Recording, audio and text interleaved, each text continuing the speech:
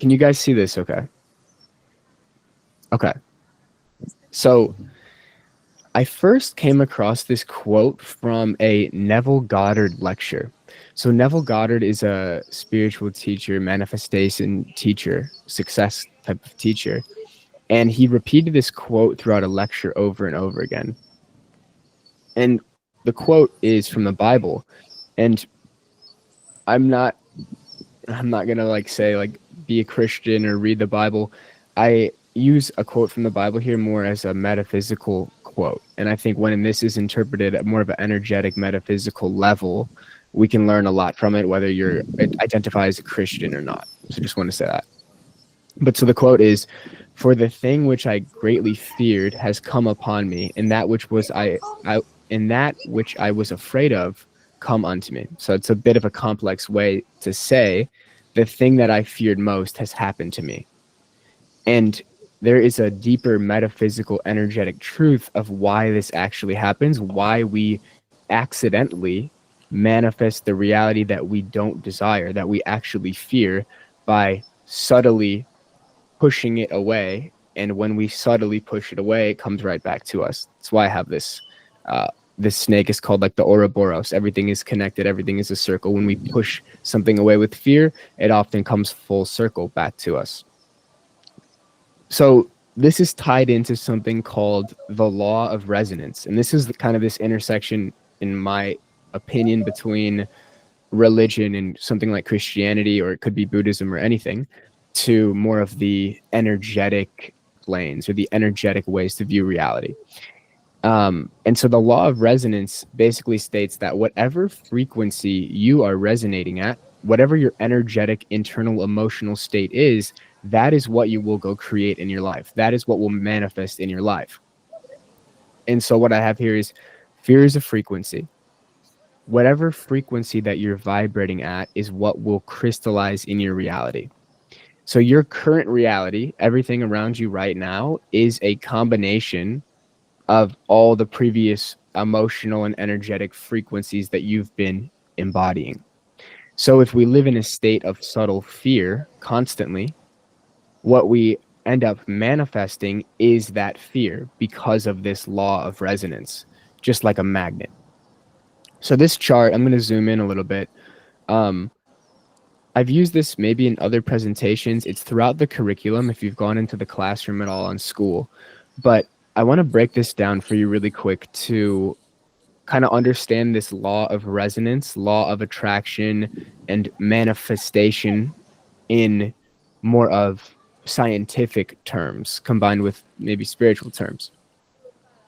So what ends up as crystallized physical reality, let's say like I have like literally a crystal. I have a crystal right here, so it's perfect. How does that actually come into form? How does something crystallize into physical form, the most dense part of reality? So we have the most dense part of reality, physical reality, is at the bottom of this triangle. But the energetic planes of reality, the energetic and spiritual planes of reality, are what precede the physical manifestation of reality. And so what that means is it is the energetic emotional state that you're living in that precedes the physical outcome of where you live, who you're with, your bank account, whatever it is in your physical life. So most people go about it in the other way. They try to change their physical reality, hoping that their internal reality will then change and they'll feel better. But oftentimes we know that that always falls short. Once you achieve that surface level material desire, you realize it's not actually what you wanted. And it often falls short in the manifestation attempt to achieve that physical reality. When, according to these principles and these laws of energy, the way to change your physical reality is actually to first change your energy and your emotional state first, so that your physical reality naturally matches that in time as a byproduct. The cool thing about the energetic plane of reality, the emotional plane of reality, is because it's less dense, like there's less physical matter to move, you can change it in an instant. You can change from depressed to excited within a few seconds. It actually happens spontaneously. And if you can learn the art of getting from that lower vibrational state back into a higher one through letting it go and releasing it, then you can stay in that higher energy state more. And then physical reality takes time to catch up because there's more density. Like there's more density for things to move in physical reality than energetic reality. So to break down this chart, like I was intending to do, everything first starts off as infinite potential, infinite consciousness, pure potentiality. From that infinite consciousness, and you can imagine, for the sake of understanding this more visually, imagine that there is a line graph with infinite lines within that graph. So you have a horizontal line, and then you have infinite lines over that line, let's say. That's the infinite consciousness. That's what reality transurfing would call the alternative space. It's what other people might call the quantum field. There's infinite possible realities in that quantum field. Now, the particular channel or sliver of that infinite consciousness is the frequency that you're vibrating at. So you can also think about it in terms of a radio station. So the radio, when you go on the radio and you tune to a particular channel, that radio could theoretically be infinite different radio stations.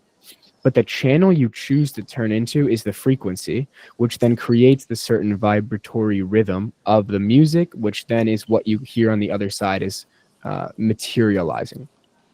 So this is all kind of a fancy way to say, and you can look at this more and understand it.